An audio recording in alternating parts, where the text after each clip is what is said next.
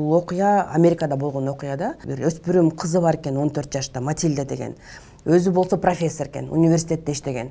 Анан кийин бир күнү Матильда ата энеси бир жака конокко кетебиз деп, Матильда болсо мен досума кетем, ошол жакта түнөйм деп ошентип сүйлөшүптүр, бирок Матильда барбай калыптыр, үйүнө эле калып калыптыр.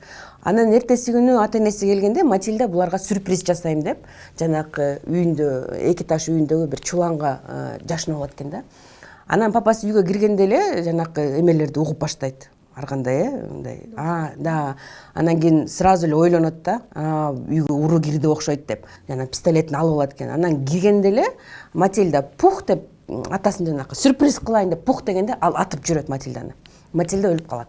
Ошол окуяны жанакы автор, китептин автору жазып берет да, канчалык сен интеллегиң деңгээлде болсо, мынакей бул профессор деп айтып берип атам, биринчиден реакция да, эмоция, реакция, бул коркту, бул уже интеллект иштебей калды.